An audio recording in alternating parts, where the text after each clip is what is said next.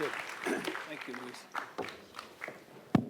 Okay, I get to sit on my side. That's great. Oh, is this? No. This is perfect, actually. First of all, let me say, Liz, in front of everybody, Christie, about this film and about Liz, in front of everybody in this room, this is a great movie. This is a legitimately great movie. And I will say it's moving and it's inspiring and it's infuriating in so many ways, given the moment we're in. So let me just welcome everybody and say I'm Evan Smith. I'm the host of Overheard with Evan Smith on Austin PBS and around the country, and I am a former intern in the Bella Abzug for Congress campaign. And so actually seeing Bella on there was really quite remarkable. Christie, I have to tell you, this feels like life's work that you did here. Would you go back and tell us the process of making this film? How long did it take? When did the idea come to you? Give us a sense of some of the obstacles that you encountered along the way, because getting to this point is really quite something. Yeah, I tell you, making a documentary, and this was the first time I'd done it. I was fortunate to work with an old friend who's a very experienced documentarian, but it is like climbing a mountain, Yep. making a documentary. And it's about 3 years ago, maybe a little more than that now. I wrote an article, actually it was 2020, in September of 2020. It was my mother's 100th birthday. She was born 5 days after the final adoption of the 19th Amendment, which I considered absolutely no coincidence. And she had feminism in her DNA. And so I wrote this article, and this old friend of mine, filmmaker, Abby Ginsburg, read the article, and she called me and said, I think I'd like to do a documentary about your mom. And so we decided to join forces. I had spent several years going through my mother's papers, so I was steeped in Liz lore, Right. you might say. And so we decided to join forces and do a documentary.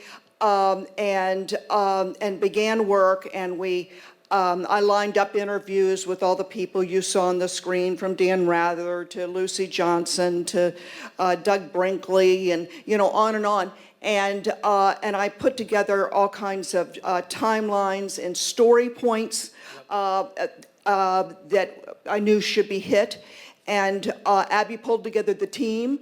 We were blessed to have two excellent editors, one Eli Olson at the beginning, and then it got finished off later when she had to leave the project for family reasons, and by another editor, Ken Schneider. And so we then had to weave together. We had an archival producer who's based here in Austin named Suzanne Mason, who I knew where a lot of stuff was, and I knew dates. I knew things like, oh, she did a C-SPAN interview, and it was such and such a date, or she did this, or she did that. Or this would be an instance where there might have been news coverage of her. Then you got to go find it. So I knew all of that. Right. And so I put all that together. The archival producer went off and found lots of stuff, of course, had no idea about. And we then had to weave together the interviews with the archival material. Yep. To tell the story. Yep. So it was, and what are the obstacles? Well, the biggest one, of course, is money. It's always tough to raise money. We were blessed that, many people I know in Austin were very generous, and other people in foundations that we appealed to came through. But it is no easy task. You've been in the money-raising business. Well, the money is a challenge always. Yeah. I mean, I will also say that the story of Liz Carpenter is a story that could be told many more hours than what we just saw reflected on the screen. So in some ways, the act of any documentarian, any good one at least, is culling the material down to tell the story. And I want to give credit to you for thinking about this as a story to tell in parts. There is a part that is about Liz's career as a journalist. Right. There is a part that is about politics. Arguably, we could talk about this. This is as much a film about Lady Bird Johnson, as I watch it, as it is about Liz Carpenter. And then it's a film about feminism and the women's movement and the progress that has been made, and, to be frank, the progress that has still not been made, right? So it's really a story that's told in those parts. Those essential elements tell Liz's story. She is the narrative thread through it, but it's a really extraordinary job of storytelling on your part to have gotten it culled down to those essential things. Yeah, I mean, as my colleague Abby said, a documentary is not a resume.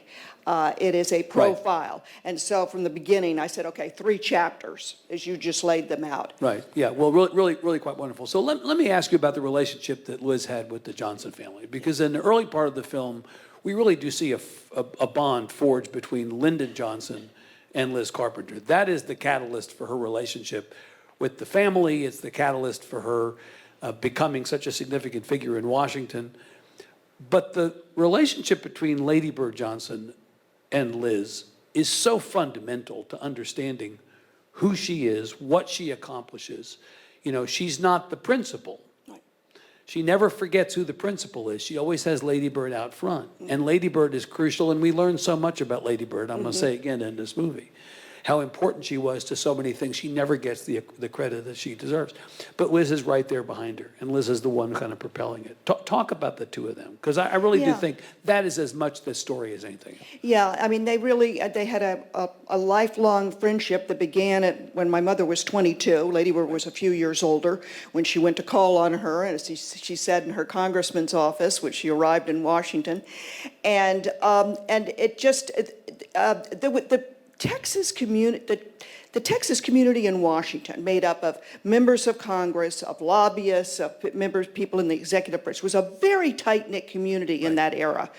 And so there was a lot of social interaction in addition to the Capitol Hill kind of interaction that was there when she covered Johnson, all the way from the Congress, the House, all the way through the Senate. So along the way, she was getting to know and spent a lot of time around Lady Bird as well as around him. And Lady Bird, a lot of people don't realize that Lady Bird was a journalism graduate from the University of Texas, just like my mother was.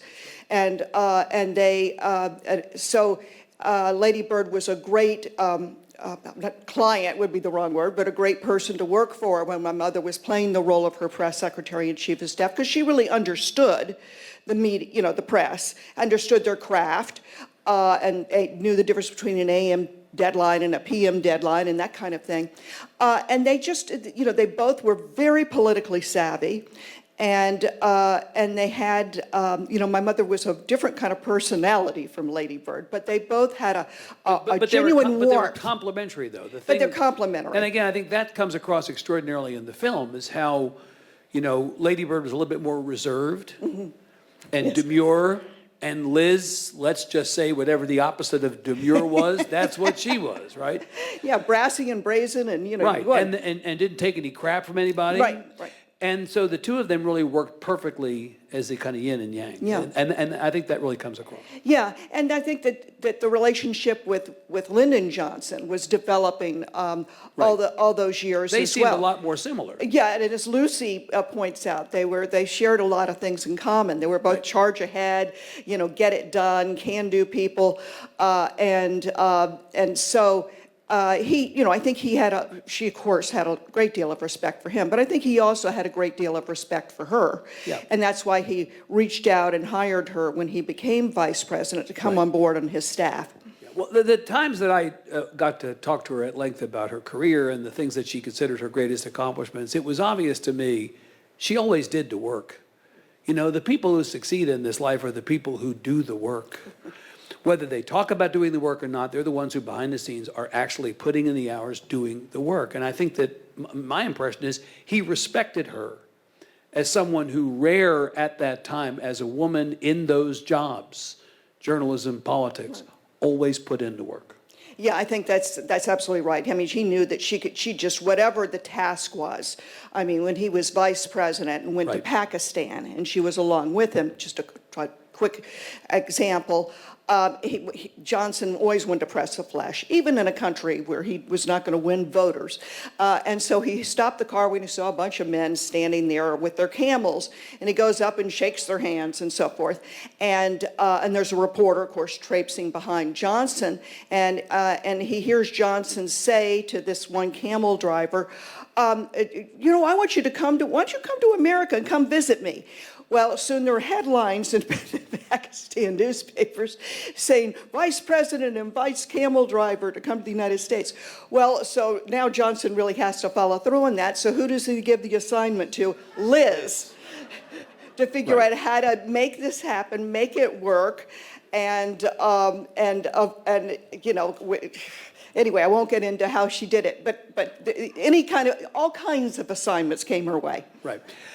I want to talk about the two key aspects of her personality. Some of them we've alluded to already, but I think are really essential to understanding who she was. Wit and grit, right? Wit and grit. Again, I got to know her in her later in life, and she had, I thought at that point, the wickedest sense of humor of anybody you ever met, right? Where did that come from? I mean, you obviously understand who she was and how she became who she was. Her sense of humor was the most extraordinary weapon. It was weaponized, right? Talk she about would that. weaponize it. But first, where'd it come from?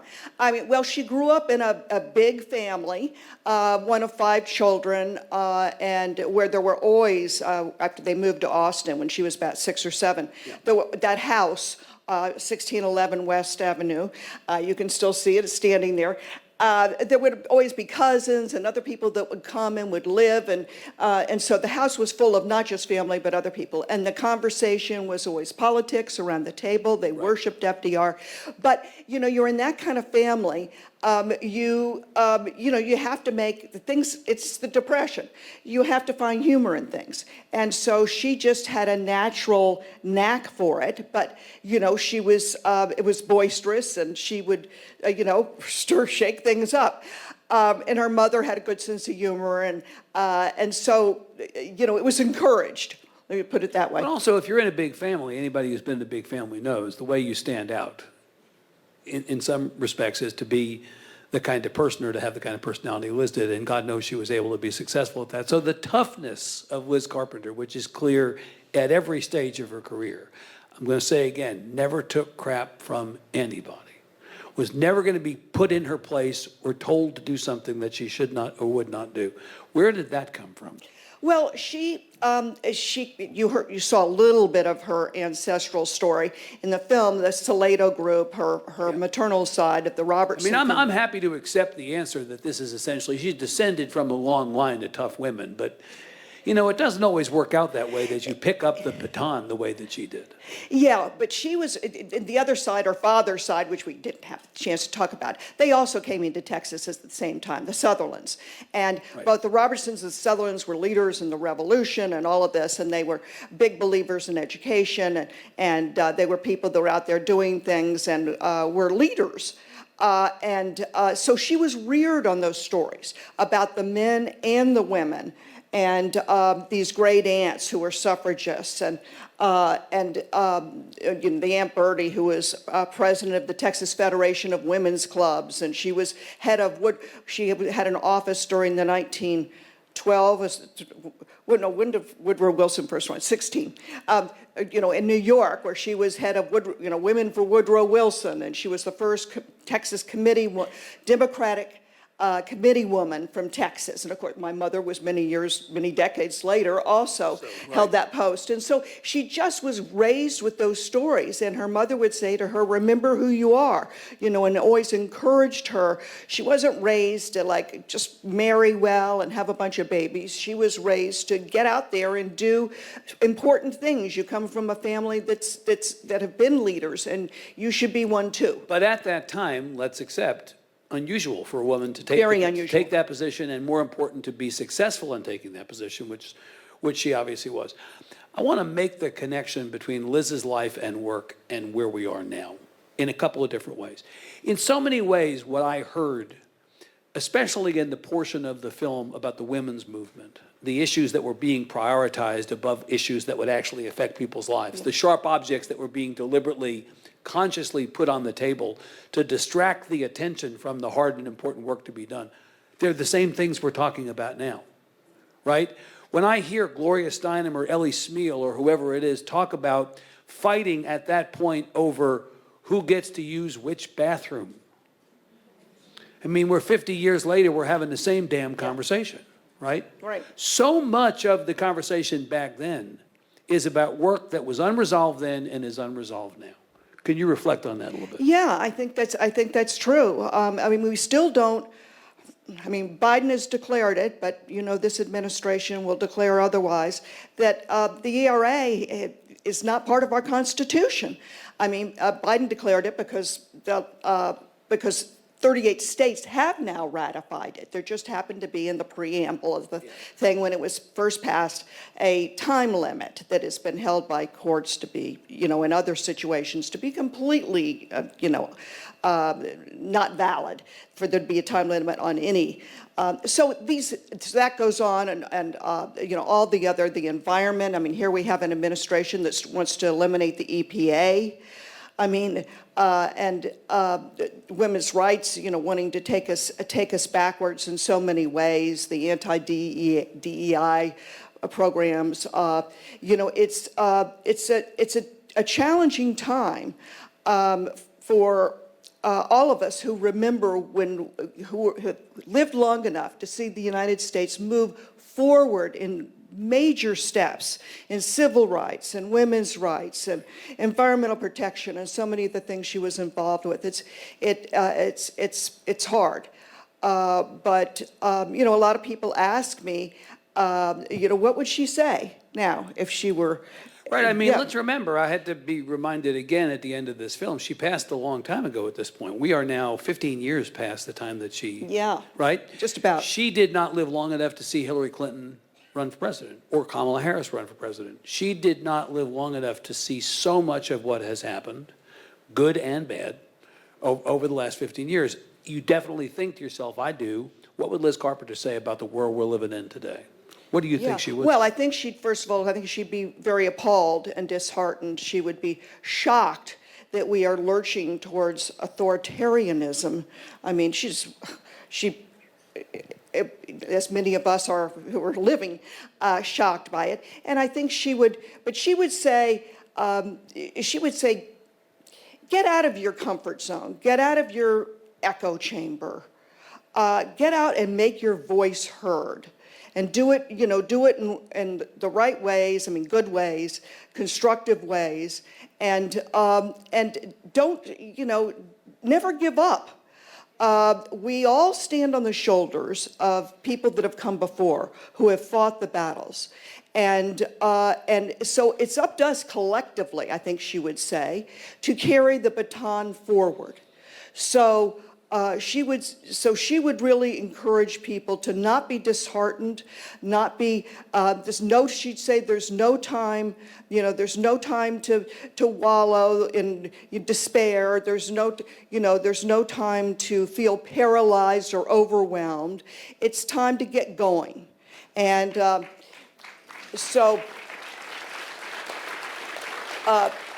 you saw her holding that ERA sign over her head toward the end of the movie, where she had written out, "The fight goes on and we go on with the fight." So I think those would be her marching orders to all of us. Good. All right. That's a good place to leave it. It's been a long and exciting and inspiring night. We're so happy to have had the opportunity to see this film and to get some time with Christie Carpenter after. Give her a big hand and say thank you so much for being here. Yeah. Good. Thank you. All right. Okay, thanks, Evan. Appreciate it.